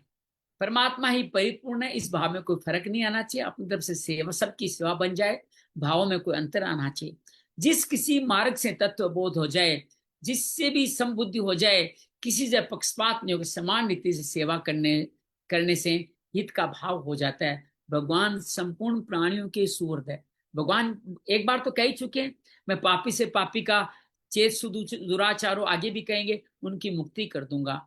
सुहृद सर्वभूता नाम, ऐसे सिद्ध कर्मयोगी भी संपूर्ण प्राणियों का सुहृद हो जाता है। आपको भगवान बनना है तो भगवान के गुण तो अपनाने पड़ेंगे ना। सुहृद सर देवी नाम, भगवान यहाँ पे बार बार कहते हैं। साधु सु पीछे पापेशु कहने का तात्पर्य क्या है? जिसकी श्रेष्ठ समबुद्धि हो जाएगी वही आगे बढ़ के चला जाएगा। यज्ञ दाचरति शेष तत्व देवेत्रो जन, 30वें अध्याय में कहा आचरण मुख्य बात है, आचरण की बात मुख्य है। शेष आचरण निकृष्ट आचरण दोनों में समता हो जाएगी तो फिर सब जगह समता हो जाएगी। तो भगवान यहाँ पे कह रहे हैं कि पाप आचरण करने में समबुद्धि है वो श्रेष्ठ है। अच्छे आचरण करने वालों को तो आप तारीफ कर ही लोगे, मित्रता कर ही लोगे। समबुद्धि पाप करने वालों में भी रखो, तभी आपकी बात बनेगा। ये उदासीनता ही समबुद्धि है। यहाँ देखने वालों की ओर देखने वाली स्थिति का वर्णन किया गया। समबुद्धि विशिष्टते, देखने वाले जो समबुद्धि होती है वो हरेक को देखती है, पर साधक के लिए यही मुख्य है। साधक में अपनी दृष्टि से कैसा हूं, जैसा अपने आप को देखता हूं, ऐसे अपने आप से उद्धार करने के लिए कहा गया है। तो भगवान बार बार इस बात को हमारे सामने कहते रहते हैं। संसार दूसरा आश्रम दृष्टि रहती है, साधु को विचार अपने भाव में रहनी चाहिए, दूसरा आश्रम दृष्टि रखनी चाहिए। जिस दृष्टि से अपना कल्याण होता है वो दृष्टि बंद हो जाती है, अंधेरा हो जाता है। दूसरों पे आप संभाव नहीं रखेंगे। दूसरों के श्रेष्ठ निकृष्ट आश्रम दृष्टि न रख करके उनका जो वास्तविक स्वरूप है उस पर वास्तविक स्वरूप क्या, सब में परमात्मा है। ये जब आप भाव सब में दे देते हो ना तो बहुत कल्याण हो जाता है। सत्य तत्व रहने वाली दृष्टि भी सत्य रहती है, जिस दृष्टि केवल आचरण पर रहती है वो असत में विचरण करने लग जाता है। भगवान ये बार बार कहते हैं समबुद्ध विशिष्टता की महिमा इसी तरह गाई गई है। गीता का योग समता ही है। गीता में योग क्या है? समबुद्धि, समत्वम योग उच्यते। गीता की दृष्टि अगर समता आ गई तो किसी लक्षण की जरूरत नहीं है। जिसको वास्तविक समता की प्राप्त हो उसमें सद्गुण सदाचार स्वतः ही आ जाएंगे, संसार पे विजय हो जाए। विष्णु पुराण में प्रहलाद जी ने यही कहा है, समता भगवान की आराधना है। समत्व आराधनम अच्युतस्य, जिस समता की असीम अपार अनंत महिमा है उसका वर्णन कोई कर नहीं सकता। समता की प्राप्ति का उपाय क्या है? बुराई रहित होना। तो बुराई रहित कैसे हो? किसी को बुरा न माने, किसी का बुरा न करें, किसी का बुरा न सोचें, किसी में बुराई न देखें, किसी की बुराई न सुने, किसी को बुराई न कहें। ये 6 बातों का पालन करें तो हम बुराई रहित हो जाएंगे। बुराई रहित होने से हमारे में स्वतः स्वाभाविक अच्छाई आ जाएगी। बुराई हट जाए तो भगवान अर्थात अच्छाई स्वतः स्थापित हो। वो घड़े वाला उदाहरण याद रखिए, ज्यों ज्यों उसको कलेश से खाली करते जाएंगे आकाश तत्व है भगवान के रूप में स्थापित हो जाएगा। अच्छाई को लाने के हम प्रयत्न करते हैं, वर्षों तक साधन करते हैं, अच्छाई हमारे में नहीं आती। साधन करने खुद को संतोष, ये इतना साधन करने में सदा गुण 4 नहीं आए, सदा गुण सच्चा सदासर आने के है ही नहीं, ऐसा समझकर हम साधन से हताश हो जाते हैं। हताश और मुख्य कारण हमने अच्छाई को उद्योग साध्य माना है, बुराई को सर्वथा नहीं छोड़ा है। आप अच्छाई तो कर रहे हो लेकिन बुराई नहीं छोड़ पा रहे हो, तो फिर आप मुक्त नहीं होते। बुराई का सर्वथा त्याग किए बिना आंशिक अच्छाई बुराई को बल देती है। बड़ी मजेदार बात की साहब गुरुदेव जी कि आपने बुराई का त्याग नहीं किया है तो आपकी अच्छाई आंशिक है और वो आपकी बुराई को ही बढ़ाने वाली है, बुराई को बल देगी। आंशिक अच्छाई से अच्छाई का अभिमान होगा और जितनी बुराई वह सब की सब अच्छाई के अभिमान पर अवलंबित है। पूर्ण अच्छाई होने पर अच्छाई का अभिमान नहीं होता, बुराई भी उत्पन्न नहीं होती। तो बुराई का त्याग करने पर अच्छाई बिना उद्योग के बिना स्वतः ही आ जाती है। जब अच्छाई हमारे में आ जाए तब अच्छे हो जाते हैं, जब अच्छे तो हमारे द्वारा स्वाभाविक अच्छे होने लग जाती है। जब अच्छाई होने लग जाए तब सृष्टि द्वारा स्वाभाविक हमारा जीव निर्वाह होने लगता है। अर्थात जीव निर्वाह के लिए हमें परिश्रम नहीं करना पड़ता, दूसरों का आश्रय भी लेना नहीं पड़ता। ऐसी अवस्था में हम संसार के आश्रय सर्वथा मुक्त हो जाते हैं, सिमता आ जाती है, कृतकृत्य हो जाते हैं, जीवन मुक्त हो जाते हैं। समता का विभाग अलग है, विषमता का विभाग अलग है। परमात्मा सम है और संसार विषम है, बस ये मान लीजिए। सिद्ध कर्मयोगी विषम व्यवहार में भी सम बुद्धि रहती है। बर्ताव करने में कभी एकता नहीं होती, एकता करनी भी नहीं चाहिए, एकता कर भी नहीं सकते। उन मिट्टी के ढेले पत्थर सोन में सुअर्द मित्र वेरी उदास मध्य साधु में अच्छाई होने सृष्टि के द्वारा हमारा जीवन निर्वाह होने लगता है। फिर हमारा जीवन निर्वाह की जिम्मेदारी योग क्षेम भगवान जिम्मेदारी लेते हैं। हमें परिश्रम नहीं करना पड़ता, दूसरों का आश्रय नहीं लेना पड़ता, और स्वसिद्ध स्वतः से समता आ जाती है। तो समता का विभाग अलग है। तो ये इस तरह के भाव को समझेंगे तो जीवन आगे बढ़ जाएगा। सब में समबुद्धि रहती है। एक परमात्मा के सिवा कुछ नहीं, ऐसा अनुभव हो जाए। एक सोने से बनी विष्णु भगवान की मूर्ति हो, एक सोने से बनी कुत्ते की मूर्ति हो, तोल में बराबर होने का दोनों का मूल्य समानित होगा। विष्णु भगवान सर्वश्रेष्ठ, कुत्ता नीच है।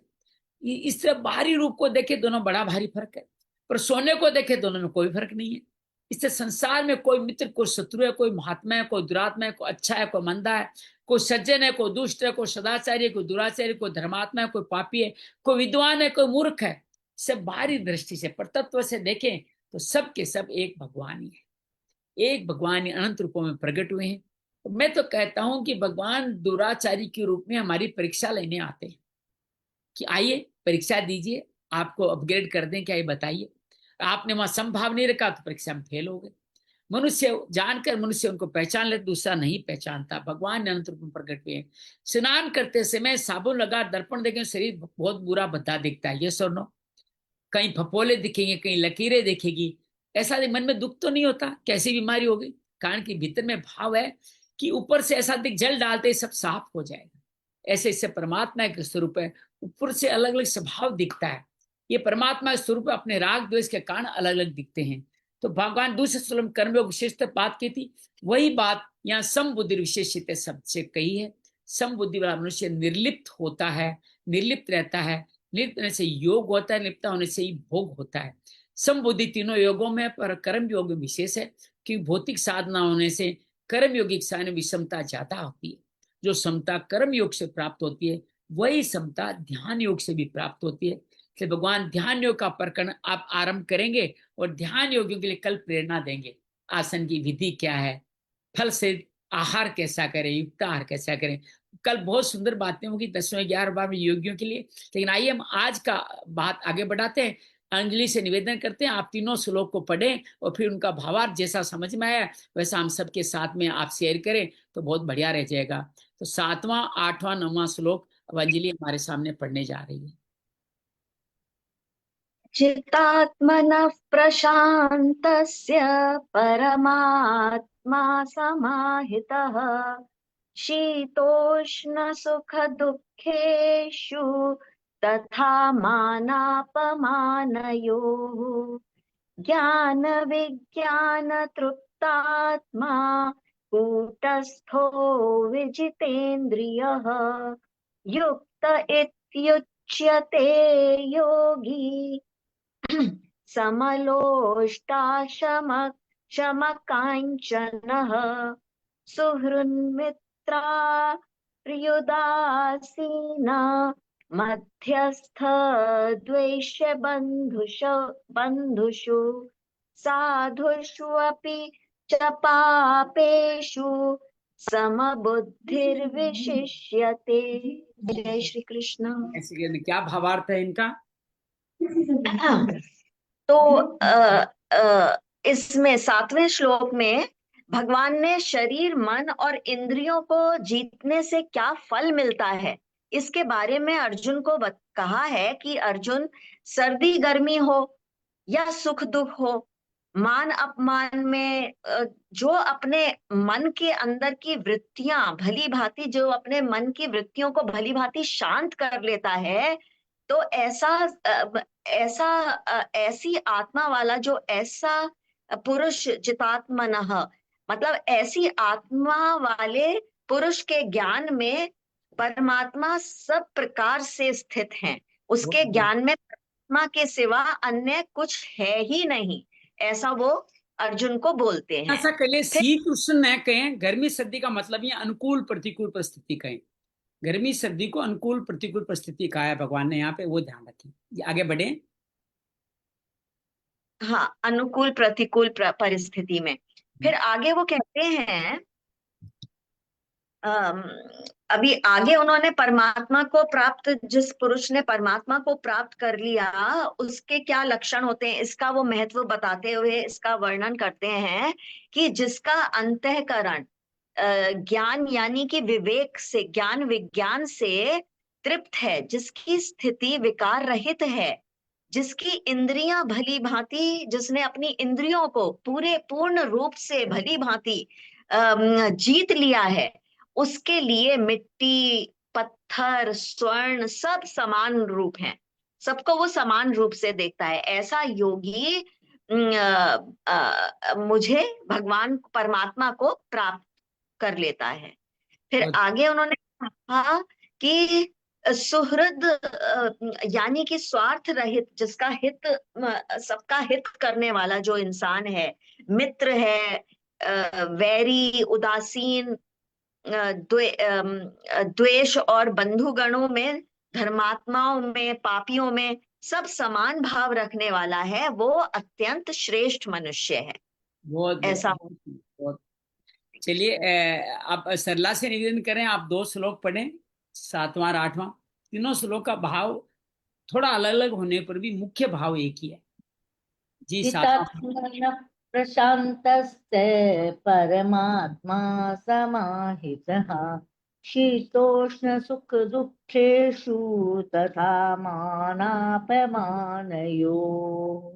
ज्ञान विज्ञान तृप्तात्मा कूटस्थो विजितेन्द्रियः युक्त इत्युच्यते योगी समलोष्टास्म कांचनः।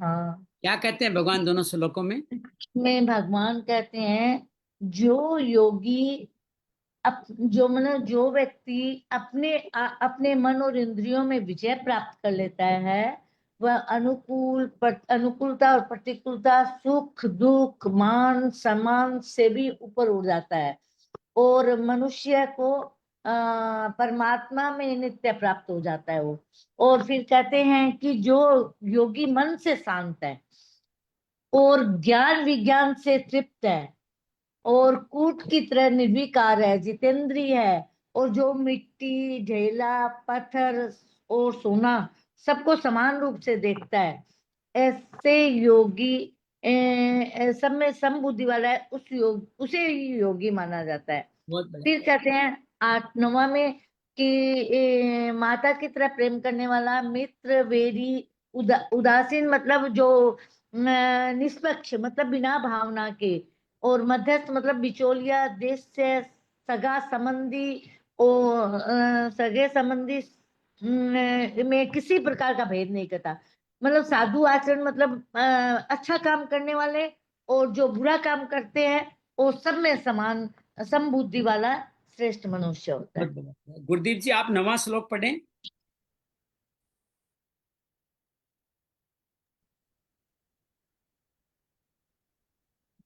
जी प्रभु, हरिओम।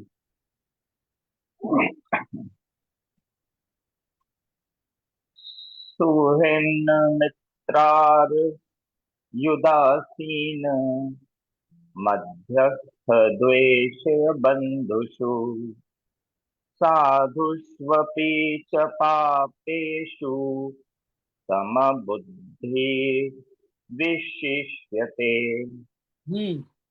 कौन से 9 प्राणियों की बात हो रही है यहाँ पे, बताएं थोड़े। प्रभु जी, यही सबसे पहला मेरा क्वेश्चन था कि 9 प्राणी तो अब देखिए, पहला है सुहृद, प्रेमी, ठीक है। ठीक है। दूसरा है मित्र, मित्र। अरि, ये यू के साथ रह जुड़ा हुआ ना, अरि मतलब वेरी। चौथा है उदासीन, जो आपके अपने पक्ष में विपक्ष में है। 5वां जो मध्यस्थता कराता है। 6ठा जो द्वेष भाव रखता है, और 7वां बंधु है। 8वां साधु है। 9वां पापी है। बहुत सुंदर।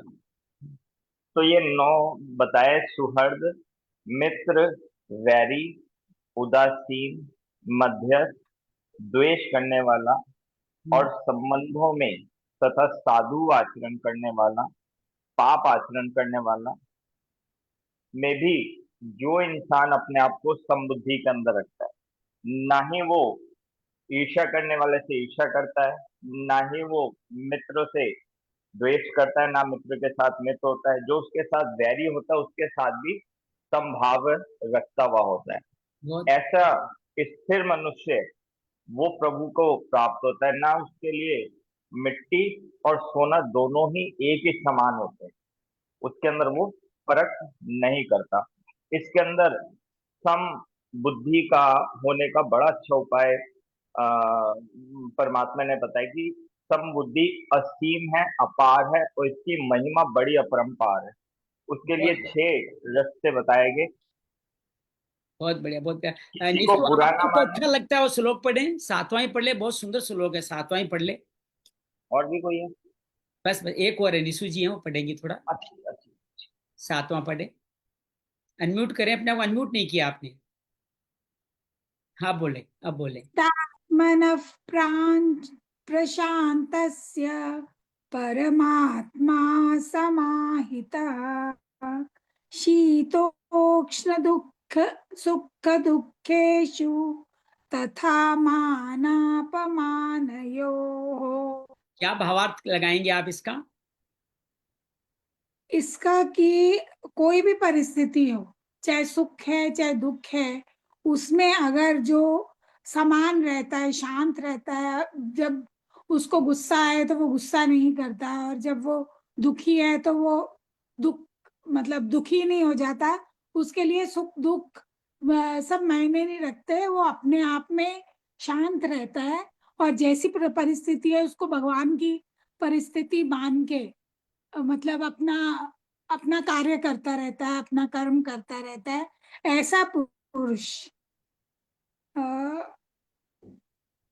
ऐसा पुरुष परमात्मा को प्राप्त कर लेता है। मुझे तो इतने और सब परमात्मा के समाहित हो जाता है, जितेंद्रिय है और जितात्म ने आत्मा को जीत लिया है। ये 3 भाग बताए, उसके 3 बातें कही है ऐसे पुरुष के लिए। ठीक है ना? ठीक चलिए ठीक। आंखें बंद करते हैं, एक बार और समझने की कोशिश करते हैं। अपनी धीरे से आंखें बंद कर लें, अपनी मुस्कान में परमात्मा को विराजित कर लें। नासिका के द्वारों पे ध्यान, श्वास आ रही है जा रही है इसका दर्शन करते रहे। श्वास पर श्वास में समभाव बना रहे। एक राउंड जित देर में पूरा होता है उसी देर में दूसरी राउंड पूरा होना सम बुद्धि को बताता है, समता को बढ़ाता है। ये समता का श्वास के साथ अभ्यास है।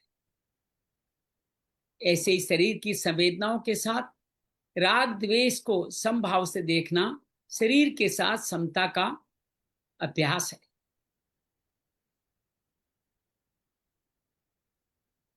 भगवान ने इन तीनों श्लोकों में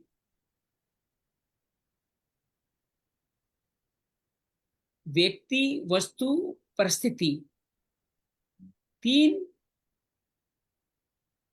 एंगल से हम सबको समता की बात समझाई है। पहला है परिस्थिति, अनुकूल प्रतिकूल परिस्थिति हो, सुख दुख हो या मान अपमान हो, इनमें संभाव। अनुकूल प्रतिकूल परिस्थितियां प्रारब्ध के कारण जीवन में आती ही रहती। अंदर से बाहर से सुखी, अंदर से भी सुखी, बाहर से दुखी लेकिन अंदर से सुखी। ये सुख दुख के जो 4 भाव बताए उसके अंदर समभाव ही बना रहे। आपकी कोई प्रशंसा करे, याद करें उन व्यक्तियों को जिन्होंने आपकी तारीफ बहुत करी। साथ ही उनको भी याद करें जो हमेशा आपकी आलोचना ही करते रहते। निंदक नियरे राखिए, वो सभी अपना पाप पुण्य खर्च करके आपके पापों को कम कर रहे, उनके प्रति आप कृतज्ञ भाव बना रहे। ऐसे व्यक्ति अपनी आत्मा को जीत लेते हैं, शांत रहते हैं, जीते इंद्रियों पर भी उनका नियंत्रण आ जाता है, परमात्मा के साथ संयुक्त हो जाते हैं। गहरी लंबी श्वास भरें और छोड़ें। पदार्थ, वस्तु, जीवन में बहुत सारी वस्तुएं मिली और भोगने की इच्छा हुई।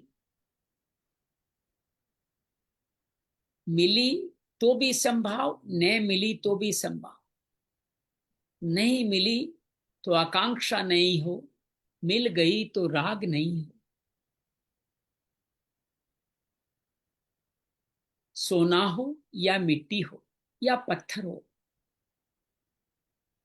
सभी में समभाव हो। व्यवहार में परिवर्तन आ सकता है, लेकिन भावों में परिवर्तन न आए। ऐसे व्यक्ति को भगवान समबुद्धि वाला कहते हैं, विशेष व्यक्ति कहते हैं। और भगवान उनके लिए और भी बहुत कुछ बातें कहने का बात करते हैं कि वो ज्ञान विज्ञान से तृप्त है, अपनी आत्मा को जीत लिया है और वो जितेंद्रिय भी है। गहरी लंबी श्वास भरें और छोड़ें। अब व्यक्तियों के बारे में, परिस्थितियां और पदार्थ तो निष्क्रिय रहते हैं, लेकिन व्यक्ति निष्क्रिय नहीं रहते। 9 तरह के उदाहरण देके भगवान ने बताया, सब में संभाव रखें। अपने प्रेमियों में संभाव रखना सहज है। कई बार उनके प्रेम में हम इतने मुग्ध हो जाते हैं कि उनके लिए कुछ भी मरने करने को तैयार हो जाते हैं। ये समबुद्धि नहीं है। मित्र, जहां आदान प्रदान, उपकार के बदले उपकार चलता ही रहता है। वैरी, जो बिना किसी कारण के ही हमारा अहित कर सकते हैं, जो उदासीन रहते हैं, न सुख में न दुख में, जो हमारी मध्यस्थता कराते हैं, जो बंधु है अर्थात सगे संबंधी है, जो साधु हैं या जो पापी हैं, इन सभी 9 व्यक्तियों में संभाव जो देखता है वो ही ठीक देखता है। और जैसे ऐसे संभाव देखते हैं, वो व्यक्ति विशेष बुद्धि वाला होता है और वो मुझ में स्थित हो जाता है। समबुद्धिर विशिष्यते। भगवान ने व्यक्ति, वस्तु, परिस्थिति के माध्यम से हमारे को अपने आप को परीक्षा करने के लिए, जांचने के लिए ये आधार दिए हैं। आप योगी बनो, उससे पहले ये पालें, यम नियम का पालन कर लें, तभी आप आसन में बैठने लायक हो जाएंगे। ये समता वाली बुद्धि ही यम नियम है। जीवन में उनको धारण कर लें तो मुक्त होते चले जाते हैं। इन्हीं यम नियमों के साथ, इन्हीं साधनों के साथ समता वाली बुद्धि ही विशेष बुद्धि है। यही वो बुद्धि है जो योग है। समत्तम योग उच्यते। यही योग की कुशलता है, यही निष्काम कर्म है। इसी समता वाली बुद्धि में विश्राम करें। शांति शांति शांति। जय मां भगवत गीते, जय जय मां भगवत गीते। हरिय कमल विहारिणी, हरिय कमल विहारिणी, सुंदर सुपुनीते। जय जय मां भगवत गीते। दया सुधा बरसावनी, मातु कृपा कीजे, मातु कृपा कीजे। हरिपद प्रेम दान कर, हरिपद प्रेम दान कर, अपनों कर लीजे। जय जय मां भगवत गीते। योगेशम सचिदानंदम वासुदेव रज प्रियम, धर्म संस्थापकम वीरम, कृष्ण वंदे जगद्गुरु। श्री कृष्ण वंदे जगद्गुरु। शांति शांति शांति। इसी संभाव में धीरे धीरे अपनी आंखें खोल सकते। उम्मीद है आपको आज का ये कार्य अच्छा लगा होगा, बढ़िया लगा होगा। और कितनी सुंदर परिभाषाएं व्यक्ति, वस्तु, परिस्थिति। अभी जस्ट ध्यान में आया कि भगवान एक में बात करें परिस्थिति की, एक में करते हैं पदार्थों की बात, वस्तु की बात, तीसरे में बात करते हैं व्यक्तियों की बात। तो तीनों में समभाव रखना सहज है। आप प्रसन्न आत्मा बन जाओगे, आप जीत जाओगे, और आप साथ में विजितेंद्रिय भी हो जाओ। 2 बार भगवान ने यूज किया विजितेंद्रिय शब्द के लिए। ये ज्ञान से तृप्त आत्मा हो जाओगे। भगवान ने समबुद्धि विशिष्यते भी इनके लिए ही उदाहरण। उम्मीद है आपको आज का भाव अच्छा लगा। निशु, आप पहली बार आई हैं, आपको कैसा लगा? अच्छा लगा? अच्छा लगा सर, क्योंकि इतनी देर तो सिर्फ श्लोक ही पढ़ते थे, उसका मतलब तो कभी समझ नहीं आया। ऑल्दो नीचे लिखा हुआ होता है, बट वो इतना मुश्किल होता है कि समझना थोड़ा मुश्किल हो जाता है। तो इट वाज लिटिल इजी, अभी समझ आया। अभी यही श्लोक दोबारा पढ़े जाएंगे, इसका अर्थ पढ़ा जाएगा, फिर कुछ डिफिकल्टी होगी तो आप जरूर बहुत बढ़िया। पूछिए। यही भाव मेरा था दीदी। मैं बहुत पढ़ता था, लेकिन पढ़े पढ़ाए तो हो जाता, जीवन में उतरना होता ही नहीं था। तो जीवन में उतारना तो मुख्य लक्ष्य है। उसके लिए साधक समझिए स्वामी रामचंद्रदास जी की ये बहुत सुंदर ग्रंथ है, 1200 पेज का बहुत बड़ा ग्रंथ है। अभी हमने 400 पेज पार किए हैं, लगभग 1/3 किया है 6ठे अध्याय में। रोज इसके वीडियो फेसबुक यूट्यूब पे भी डाल रहे हैं, आप भी पुराने वीडियो को भी देख सकते हैं। आपको मैं ग्रुप में आज ऐप का लिंक डालूंगा, जिसको गीता सेवी, उसमें पूरी की पूरी ये क्या बोलते हैं, इसकी साधक संजीवनी है। देखिए मैं, ये देखिए, ये साधक संजीवनी पूरी पूरी वो सुंदर तरीके से साधक संजीवनी है। इसमें पूरा अर्थ भावार्थ जो कुछ भी मैं अभी किसी भी तरह से बोल पा रहा हूँ, उस सब के पीछे इस साधक संजीवनी का भाव है। वो ही अक्सर से बोलने का प्रयास करता हूँ। तो उसको आप डाउनलोड कर लें। आपके तो पूरी पड़ी है। अरे वाह, अरे वाह, आपके साधक संजीवनी पूरी रखी है। इससे अद्भुत तो कुछ भी नहीं है, इससे अद्भुत तो कुछ नहीं है। लेकिन कई बार इसको जब बाहर इसका जाते भी हैं तो खोलने में संकोच होता है, या नहीं इतनी बड़ी ले जा पाते। तो यहाँ पे भी गीता प्रेस नहीं दी है, ऑफिशियली दी है हम सबको। सारे बहुत सारी 600 से ज्यादा पुस्तिकाएं हैं इसके अंदर, ज्ञान प्रवचन पूरा सब कुछ है। तो इनको भी अपने जीवन में धारण कर। ठीक। भैया, भैया जी, धन्यवाद। निशु, ये जो निशु जी आई हैं हमारे बीच में, इनको हाँ, कल ही बोला। हम दोनों ने ना साथ में न्यूमरोलॉजी का कोर्स किया, मर्मा किया, अरे वाह, हमने साथ, हाँ, और ये भगवत गीता किया, और अभी आजकल हम लोग साथ में उद्धव गीता कर रहे हैं। अरे वाह, बहुत बढ़िया। शा- उद्धव उद्धव शाम गीता को, तो बहुत ही अद्भुत प्रेम गीता है, भक्ति गीता है एक तरह से। बहुत बढ़िया। तो कल ही मैंने इनको बताया कि आप इसमें आओ, ये बहुत अच्छा सेशन चल रहा है, बहुत अच्छे से समझ में आ रहा है अभी मुझको भी। तो ये आज आ गई, मुझे बहुत खुशी हुई कि ये आज हमारे बीच में आ गई हैं। मेरी कल ही मैंने इनको बोला और ये आ गई, इनके बहुत अच्छा। एक शब्द बोलते ही मैं तो समझ गया कि ये गीता पाठी हैं, रोज गीता पाठ करने वाली हैं। तभी उनके एक संस्कृत जब बोला, तभी समझ में आ गया कि गीता पाठ करने वाले हैं। बहुत बढ़िया, बहुत सुंदर। इसी तरह थोड़ा थोड़ा आगे बढ़ते रहे। जीवन में कई सारे जन्म लेने पड़ सकते हैं। उन जन्मों की मात्रा, एक बार गीता पढ़ने मात्र से, अगर पूरी श्रद्धा से पढ़ो तो एक बार में कल्याण है। नहीं तो आप उन जन्मों की मात्रा तो हर बार बहुत कम करते चले जाते। ये तो तय है, ये तो तय है। जितना उतार पाए उतना है। माताएं आती है तो माताओं के साथ थोड़ा बहुत परिवार का मोह वगैरह थोड़ा ज्यादा रहता है उनके साथ में। तो उनके लिए लेकिन बड़ी अच्छी बात है कि वो आती है। पुरुष से मोह कम है, लेकिन आते भी तो नहीं है। तो उनका कल्याण होना आसान है। गुरुदेव जी, मैं आपके लिए नहीं कह रहा हूँ, आप और हम तो अच्छे हैं, मैं बाकी सबके लिए कह रहा हूँ कि माताएं आती है। लेकिन ये भी सत्य है, माताएं माननी पड़ेगी माताओं, कि आपके अंदर थोड़ा परिवार का, प्रेम का और का जो मोह है वो थोड़ा थोड़ा ज्यादा होता है।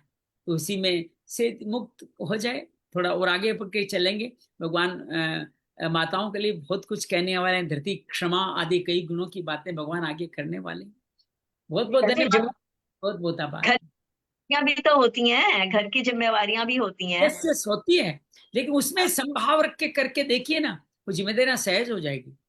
जिम्मेदारियां सहज। सहज हो जाएगी, बहुत सहज हो जाएगी। संभाव से रखोगे तो बहुत सहज हो जाएगी। एक बेटे दूसरे बेटे में फर्क नहीं करना, बेटा बेटी में फर्क नहीं करना, ये जब संभाव रखेंगे तो बहुत सहज हो जाएगी। ठीक है, तो बहुत आधार आसान हो जाएगा। ग्रस्त जीवन भी गीता जीना सिखाती। तो ये बड़ा जी। सुंदर है बात। बहुत बहुत धन्यवाद, बहुत बहुत आभार। मस्त रहे, आनंद रहे।